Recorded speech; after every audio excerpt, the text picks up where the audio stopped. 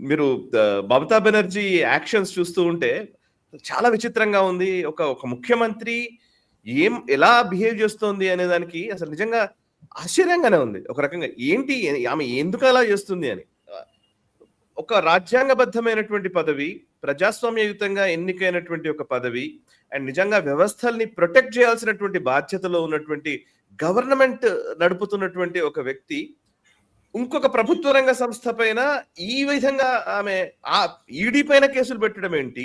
మాట్లాడుతున్న విధానం ఏంటి? ఈడీ రైట్స్ చేసినప్పుడు ఫైల్ తీసుకొని బయటకు రావడం ఏంటి? అసలు వెస్ట్ బెంగాల్ భారత రాజ్యాంగానికి లోబడి లేదా? లేదా వెస్ట్ బెంగాల్ ముఖ్యమంత్రి రాజ్యాంగానికి లోబడి ఉండరా? ప్రభుత్వ రంగ సంస్థలు ఇలా వాళ్ళ పని వాళ్ళు చేయడం కూడా తప్ప. ఇప్పుడు రేపు పొద్దున ఏమైతుందంటే ఎవరన్నా పోలీసులు వచ్చి ఎక్కడన్నా మాట్లాడుతుంటే కూడా ఇక ముఖ్యమంత్రులు అందరూ ఇన్వాల్వ్ అయిపోతారు ప్రతి దాంట్లో. ఎక్కడ బతుకుతున్నాము? ఏం జరుగుతుంది అసలు? మన దగ్గర మొయినాబాద్ ఒక స్కామ్ ఉండే, మీకు గుర్తుంటుంది సాయి గారు. మొయినాబాద్లో ఎమ్మెల్యేలు కొనుక్కుంటారని చెప్పి ఒక పెద్ద డ్రామా జరిగింది బీఆర్ఎస్ హయాంలో, మీకు గుర్తుంటుంది. పెద్ద న్యూస్, అన్ని టెలివిజన్ ఛానల్ దిగేశారు, ఎమ్మెల్యేలు వచ్చారు, వాళ్ళు వచ్చారు, వీళ్ళు వచ్చారు, 50 కోట్లు అన్నారు, తర్వాత దాన్ని 10 కోట్లు అన్నారు, మళ్ళీ తర్వాత 5 కోట్లు అన్నారు, తర్వాత 50 లక్షలు అన్నారు, తర్వాత డబ్బులే లేదన్నారు.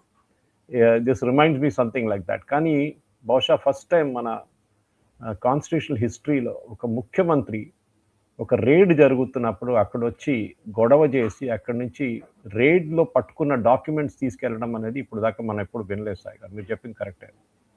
ఎందుకంటే మీరు ఒక కాన్స్టిట్యూషనల్ అథారిటీ, మీదేదో రోడ్ సైడ్ ఒక గుండా కాదు. రోడ్ సైడ్ గుండాలకి ఇది ఏమైనా చేయొచ్చు, వాళ్ళు ఎవరో చేస్తే కూడా ఎవరేమన్నారు వాళ్ళు. కానీ మీరు కాన్స్టిట్యూషనల్ పోస్ట్లో కూర్చున్నప్పుడు మీకు కొన్ని బాధ్యతలు ఉంటుంది, మీకు కొంచెం రెస్పాన్సిబిలిటీస్ ఉంటుంది. డెఫినెట్గా అది. ఎందుకంటే మీరు ప్రమాణ స్వీకారం చేసినప్పుడు కొన్ని పదాలు వాడతారు. That I will preserve, protect and defend the constitution of India as well law established. Enforcement directorate అనేది కూడా ఒక గవర్నమెంట్ బాడీ, ఒక కాన్స్టిట్యూషనల్ బాడీ. వాళ్ళ పని చేస్తున్నారు. ఈ కేసు ఎక్కడి నుంచి మొదలవుతుందంటే సాయి గారు 2020లో కోవిడ్ టైంలో మొదలవుతుంది కేసు. మీకు తెలిసి ఉంటుంది, బీహార్, యూపీ, జార్ఖండ్, వెస్ట్ బెంగాల్ అంతా ఈ బొగ్గు తవ్వుతారు చూడండి. మనలాగానే సింగరేణి లాగానే అక్కడ 2-3 పెద్ద కంపెనీలు ఉన్నారు, పబ్లిక్ సెక్టర్ కంపెనీస్. ఒకటి ఈస్టర్న్ కోల్ ఫీల్డ్స్ అంటారు, ఇంకోటి కోల్ ఇండియా అంటారు, ఒకటి సబ్సిడరీ అనమాట coal India, eastern coal fields.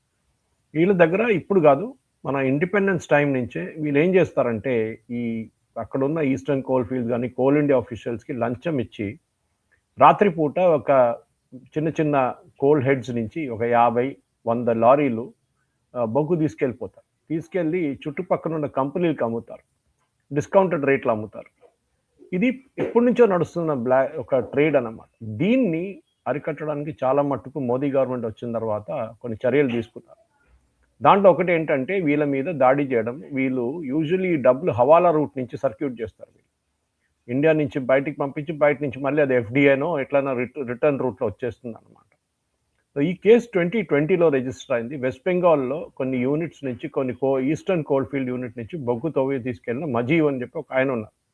ఆయన మీద అప్పుడు రేడ్ జరిగింది. దాని తర్వాత కేసు రిజిస్టర్ అయింది. ఎప్పుడైనా దీనికన్నా ముందు కూడా మనం మాట్లాడుకున్నాం సాయి గారు, ఎన్ఫోర్స్మెంట్ డైరెక్టరేట్కి ఒక కేసు డైరెక్ట్గా రిజిస్టర్ చేయలేరు, వాళ్ళు రేడ్ కూడా చేయలేరు. వాళ్ళకి కావాల్సింది ఏంటంటే ఒక ఎఫ్ఐఆర్. ఎవరైనా ఒక ఎఫ్ఐఆర్ ఫైల్ చేస్తే, అది స్టేట్ పోలీస్ ఉండొచ్చు, సిబిఐ ఉండొచ్చు, లేకుంటే ఇంకేదైనా లా అండ్ ఆర్డర్ అథారిటీ ఉండొచ్చు, వాళ్ళు కేసు ఫైల్ చేస్తేనే ఈడీ అక్కడి నుంచి ఇన్వెస్టిగేషన్ మొదలు పెట్టచ్చు అనమాట. ఇదొక చట్టంలో, వాళ్ళ చట్టంలో ఉందన్నమాట, చాలా క్లియర్గా ఉంది. సో ఈడీకి ఈ కేసు ఎఫ్ఐఆర్ వచ్చిన తర్వాత ఈడీ దీనిలో ఇన్వెస్టిగేషన్ మొదలు పెట్టారు. 2022 నుంచి మొదలైంది యాక్చువల్లీ. అక్కడి నుంచి సీక్వెన్స్గా నిన్న హైకోర్టులో ఇచ్చిన డాక్యుమెంటేషన్ సాయి గారు, అది బహుశా దాని లింక్ మీరు డౌన్లోడ్ చేసి మన డిస్క్రిప్షన్ పెడితే బాగుంటుంది, మన ప్రేక్షకులు కూడా అర్థమవుతుంది సీక్వెన్స్ ఎట్లా జరిగింది దాన్ని. ఎందుకంటే నిన్న హైకోర్టులో అది హియరింగ్ జరగలేదు. వీళ్ళు కావాలని చెప్పి తృణమూల్ కాంగ్రెస్ అడ్వకేట్స్ కొంతమంది వాళ్ళ పార్టీ వాళ్ళు వచ్చి గొడవ చేస్తే జడ్జి అడ్జర్న్ చేసి పడేశారు కేసుని. 14వ తారీఖు దాకా వాయిదా పడ్డది అనమాట. సో ఇప్పుడు ఈ కేసులో జరిగిన దాంట్లో ఏం జరిగిందంటే, ఈ డబ్బులు ఎక్కడ పోయినాయి, డబ్బులు ఎక్కడికైనా ట్రావెల్ కావాలి కదా సాయి గారు, ఇది ఎలక్షన్కి వాడుకున్నారు. మీకు గుర్తుంటుంది, ఆమ్ ఆద్మీ పార్టీ 90 కోట్లు గోవా ఎలక్షన్లో వాడారని చెప్పి వాళ్ళ పార్టీ వాళ్ళే చెప్పారు. అప్పుడు మేము 90 కోట్లు పట్టుకున్న, కొన్ని బ్లాక్ మనీ పట్టుకున్నప్పుడు 90 కోట్లు మాది గోవా ఎలక్షన్లో వాడుకున్నాం. మీకు గుర్తుంటుంది, కవిత లింక్ ఒకటి ఉండే అక్కడ లిక్కర్ స్కామ్ నుంచి. Yes, now connect the dots. ఈ డాట్ చాలా పెద్ద డాట్స్ అన్నమాట. ఆ లిక్కర్ స్కామ్ కన్నా ముందు జరిగేది ఈ కోల్ స్కామ్. ఈ కోల్ స్కామ్ ఉన్న డబ్బులు కూడా గోవా ఎలక్షన్లో ఆమ్ ఆద్మీ పార్టీ వాడుకున్నారు. అప్పుడు అక్కడ కూడా వీళ్ళు ఐపాక్ని యూజ్ చేశారు. ఐపాక్ అంటే మన ప్రశాంత్ కిషోర్ వాళ్ళ ఎలక్షన్ స్ట్రాటజీ యూనిట్ అన్నమాట. ముందు నరేంద్ర మోదీ గారి కోసం పనిచేశారు 2013 నుంచి, తర్వాత 2014 ఎలక్షన్ కూడా పనిచేశారు. దాని తర్వాత ప్రశాంత్ కిషోర్కి మోదీ గారికి ఏదో డిఫరెన్స్ ఒపీనియన్ వచ్చి ఆయన సిఏజీ అని వాళ్ళ యూనిట్ పేరు ఉండే ముందు, సిటిజన్స్ ఫర్ అకౌంటబుల్ గవర్నెన్స్ అని చెప్పి వాళ్ళే మోదీ గారు 2014 క్యాంపెయిన్ నడిపించారు. చాయ్ పే చర్చ వాళ్ళ కాన్సెప్ట్, హోలోగ్రామ్ టెలికాస్ట్ కూడా వాళ్ళ కాన్సెప్ట్ ఉంది సాయి గారు.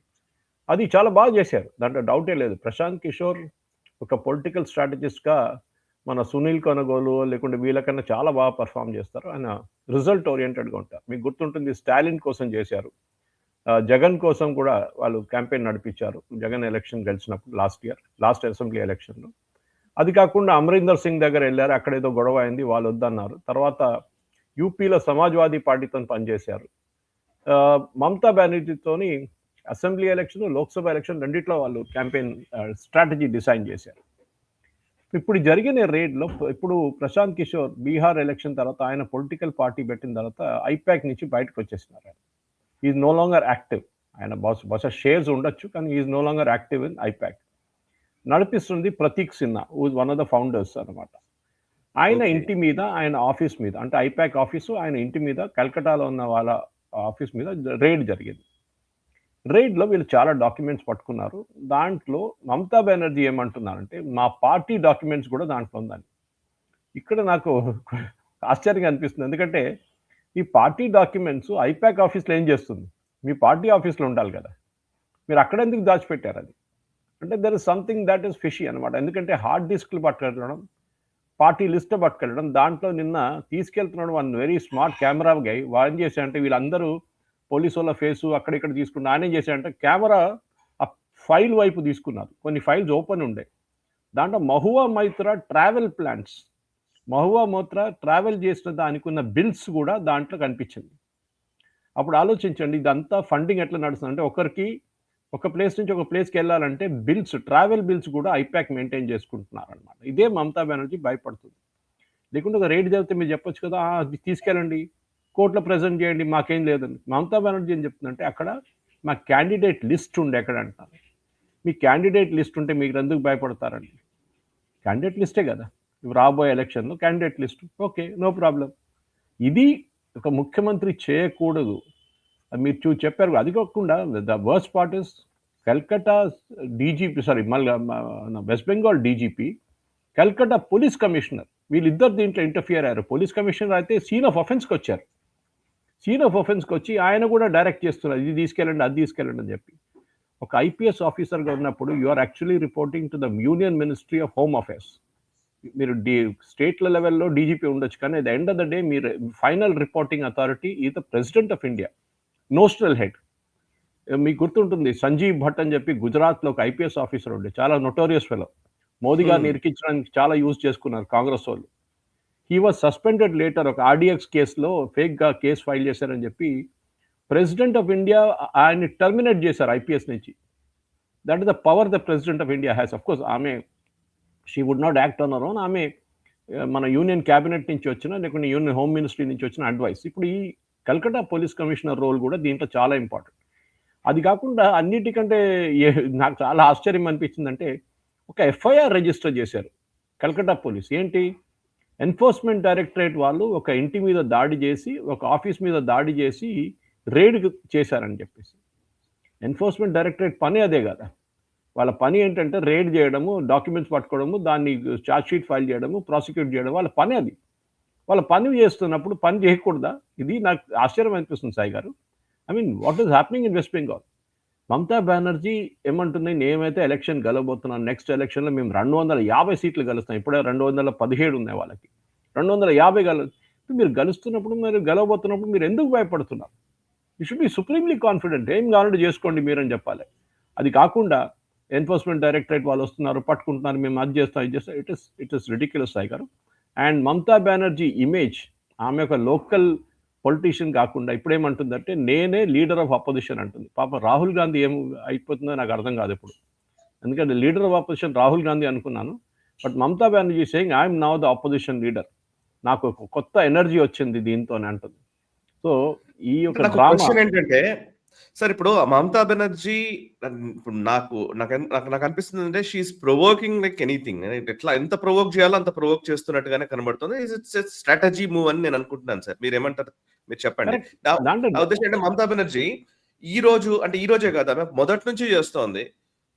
గవర్నమెంట్ ఆమెను యాక్చువల్లీ ఆమెకి ఇప్పుడు ఉన్న పరిస్థితుల్లో ఎంత ప్రొవోక్ చేసి ఆమెను ఎంత కట్టడి చేసి ఆమెను అరెస్ట్ చేయడమో లేకపోతే అక్కడ ఏదో ఒక అంటే కంట్రోల్లోకి తీసుకునే పరిస్థితి ఏమైనా చేస్తే దాన్ని బేస్ చేసుకుని ఎలక్షన్స్కి వెళ్ళాలనుకుంటోంది అనేది నా అభిప్రాయం. కాదంటారా?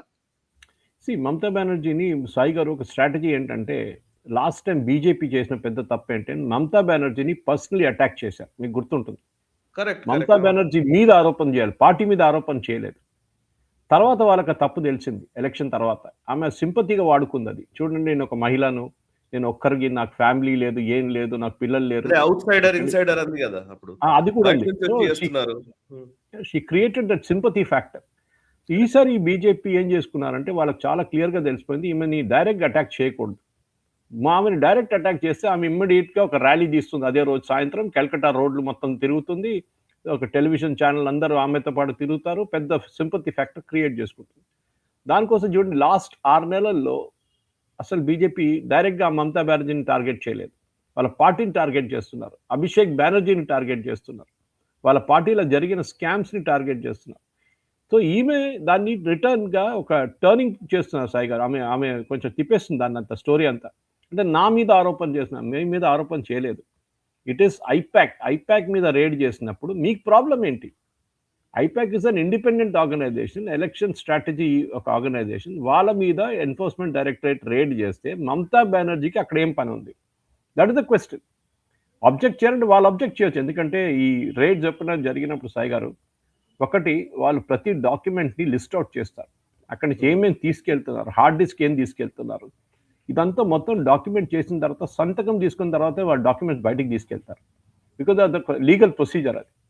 లేకుంటే రేపు బయట నుంచి ఒక డాక్యుమెంట్ యాడ్ చేశారని కూడా Prateek Sinha can say that ఈ డాక్యుమెంట్ నా ఇంట్లో పట్టుకోలేదు, వీళ్ళు బయట నుంచి ఎక్కడి నుంచి తీసుకొచ్చారు, మ్యానుఫ్యాక్చర్ చేశారని చెప్పేసి. ఇది యూజువల్లీ డిఫెన్స్ లాయర్స్ యూజ్ చేసిన ఆర్గ్యుమెంట్ అనమాట. So over the years enforcement directorate చాలా క్లియర్గా, ఈవెన్ కోర్టు కూడా చెప్పారు, మీరు ఏం తీసుకెళ్తే కూడా దాని డాక్యుమెంటేషన్ ఉండాలి. సో మమతా బెనర్జీ ఇప్పుడు పట్టుకెళ్ళిన డాక్యుమెంట్స్లో ఏం తీసుకెళ్లారు? That is the most important thing. ఇప్పుడు కోర్టు మళ్ళీ రిటర్న్ తీసుకురామంటే కూడా ఆమె తీసుకురాదు. ఉంటే కూడా లేదని చెప్తుంది, కనిపించలేదు, అది ఎలుకలు తినేసిందని చెప్తుంది ఇప్పుడు కావాలంటే, లేకుంటే ఎవరో మంట పెట్టేశారని చెప్పేసి. ఇది మమతా బెనర్జీ స్ట్రాటజీ. కానీ ఇది ఇప్పుడు ఈడీ రేడ్తోని మమతా బెనర్జీ పొలిటికల్ ఫ్యూచర్ మొత్తం ధ్వంసం అయిపోతుంది అని కాదు. కానీ యాజ్ అ చీఫ్ మినిస్టర్ ఆమె ఇమేజ్ చాలా పెద్దగా దెబ్బతగినది సార్ గారు. ఇప్పుడు కాదు, షీఈ్ ఎక్సెంట్రిక్ ఆల్వేస్, మీకు తెలిసిందే, దాంట్లో కొత్తది ఏం లేదనమాట. ఆమె బిహేవియర్ ఎప్పుడు ఎక్సెంట్రిక్. ఒక ముఖ్యమంత్రి బిహేవ్ చేసినట్టు ఆమె ఎప్పుడు బిహేవ్ చేయదు. ఇప్పుడు వాళ్ళ పార్టీ వాళ్ళు కూడా అదే ఫాలో చేస్తున్నారు.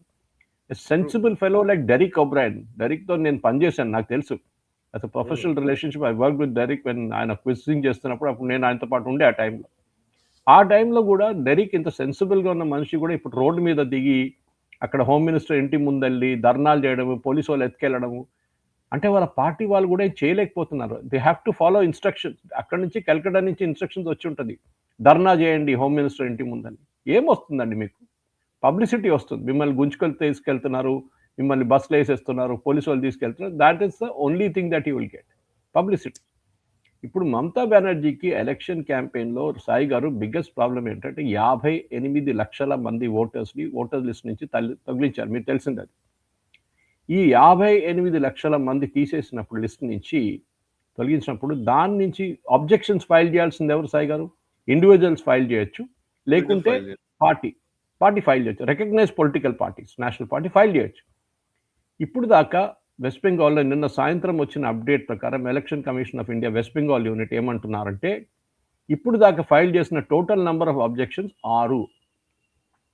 58 లక్షల మందిని తీసేస్తే టోటల్ అబ్జెక్షన్స్ ఫైల్ చేసింది 6 ఇప్పుడు దాకా. దాంట్లో తృణమూల్ కాంగ్రెస్ ఫైల్ చేసింది 3. ఆలోచించండి, మీ ఆరోపణలు ఏంటి, మీరు చేస్తున్నది ఏంటి? ఇదే సుప్రీంకోర్టు అడిగారు బీహార్ కేసులో, మీకు గుర్తుంటుంది. అభిషేక్ మను సింఘ్వి దగ్గర సుప్రీంకోర్టులో ఈ was the lawyer for the Congress party. అప్పుడు అడిగారు, మీరు ఇంత ప్రాబ్లం క్రియేట్ చేస్తున్నారు, అక్కడ 64 లక్షల మందిని తీసేశారు, అది ఇది అంటున్నారు.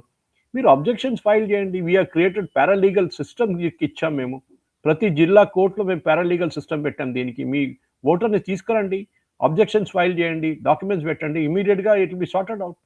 చేయలేదే అక్కడ కూడా కాంగ్రెస్ చేసింది ఒక్క అబ్జెక్షన్ కూడా ఫైల్ చేయలేదు. That is the best part. బీహార్లో మ్యాక్సిమం అబ్జెక్షన్స్ ఫైల్ చేసింది సిపిఐ ఎంఎల్ వాళ్ళు, ఆల్మోస్ట్ 1000 అబ్జెక్షన్స్. ఇది సాయి గారు చాలా క్రూషల్. మమతా బెనర్జీకి ఈ 58 లక్షలు కాకుండా సాయి గారు ఇంకొక 1,03,00,000 మంది హియరింగ్ నడుస్తుంది. ఇప్పుడు వాళ్ళ హియరింగ్ నడుస్తుంది. ఇప్పుడు అమృత సెన్ కాంట్రవర్సీ కింద క్రియేట్ చేశారు సాయి గారు. అమృత సెన్ని, ఆమె బెంగాలీ ఐకాన్ని ఆయన మొత్తం ఇన్సల్ట్ చేస్తున్నారు, ఇవి హిందీ స్పీకింగ్ వాళ్ళు, అమిత్ షా అని చెప్పారు. యాక్చువల్లీ ఏం జరిగింది, అమృత సెన్ వాళ్ళ ఫామ్ ఎవరు ఫిలప్ చేశారో తెలియదు. ఆయన ఫిలప్ చేశారో వాళ్ళ ఫ్యామిలీ వాళ్ళు ఎవరైనా ఫిలప్ చేశారో, దాంట్లో ఆయన ఏజ్ వాళ్ళ అమ్మగారి కన్నా తక్కువ చూపించారు. ఆలోచించండి. సో న్యాచురల్లీ కరెక్షన్ కావాల్సి వస్తుంది కదా. ఎలక్షన్ బిఎల్లో కరెక్ట్ చేయలేరు, ఆయనే కరెక్ట్ చేయాలి, లేకుంటే వాళ్ళ ఫ్యామిలీ నుంచి ఎవరైనా వచ్చి కరెక్ట్ చేసి సంతకం పెట్టాలి అక్కడ. అదే అడిగారు. దాన్ని పెద్ద ఇష్యూ చేసేసింది మమతా బెనర్జీ. మీ అమ్మగారి కన్నా మీ వాయిస్ తక్కువ ఎట్లా ఉంటుంది? It's a logical thing. అది అడిగిన దానికి పెద్ద ఇష్యూ. కానీ మన దగ్గర మీడియా ఎట్లా అయిపోతుందంటే, అఫ్కోర్స్ తెలుగు మీడియాలో ఈ న్యూస్ రాలేదనుకోండి, కానీ వచ్చిన ఇంగ్లీష్ మీడియాలో కూడా ఇది స్పెసిఫిక్ పార్ట్ చెప్పలేదు. నేను ఎలక్షన్ కమిషన్ క్లారిఫికేషన్ వెళ్ళి చూశాను, అది ఎలక్షన్ కమిషన్ ప్రెస్ నోట్లో చూశాను ఈ మాట. అట్లా చాలా ఉన్నాయి. కొంతమందిది వాళ్ళ పేరెంట్స్ 15 సంవత్సరాలు ఉన్నప్పుడు వాళ్ళు పుట్టారంట. ఆలోచించండి. 15 సంవత్సరాలు ఉన్నప్పుడు వాళ్ళ నాన్నగారు ఉన్నప్పుడు వీళ్ళు పుట్టారంట. అట్లా జరుగుతుంది సాయి గారు. ఇంకొకరేమో 35 సంవత్సరాలుగానే గ్రాండ్ ఫాదర్ అయిపోయారట. ఇదంతా చాలా మటుకు ఫ్రాడ్ నడిచింది. దానికే ఎక్స్ట్రా 1,00,000 మంది, 1,03,00,000 మంది ఇంకా హియరింగ్ నడుస్తుంది సాయి గారు. బహుశా మనం దీనికన్నా ముందు కూడా ఒక డిబేట్లో మాట్లాడుతూ నేను చెప్పాను మీకు, హిందూలో వచ్చిన ఒక స్టడీ ఉంది, ఇంకేం పేపర్ కాదు, హిందూలో. దాంట్లో క్లియర్గా చెప్పారు, వెస్ట్ బెంగాల్లో 1,00,000 మంది ఓటర్లు ఎక్స్ట్రా ఉన్నారు సాయి గారు. 1 crore ఎక్స్ట్రా ఓటర్స్ ఉన్నారు వెస్ట్ బెంగాల్లో. డెఫినెట్లీ అదే ఫిగర్కి ఇప్పుడు వస్తుంది సాయి గారు. ఈ 1,00,000 మంది పోతే బీహార్లో జరిగిన మార్పులు వెస్ట్ బెంగాల్లో కూడా డెఫినెట్గా జరగవచ్చు. ఈ వీడియో మీకు నచ్చినట్టయితే లైక్ చేయండి, 10 మందికి షేర్ చేయండి. అలాగే కామెంట్ల రూపంలో మీ అభిప్రాయాలను మాతో పంచుకోండి. Nationalist hub group of channels ను సబ్స్క్రైబ్ చేసుకుని తెలుగునాట జాతీయవాద జర్నలిజాన్ని ప్రోత్సహించండి. ఈ వీడియో కింద ఉన్న బెల్ ఐకాన్ పై క్లిక్ చేయడం మర్చిపోవద్దు.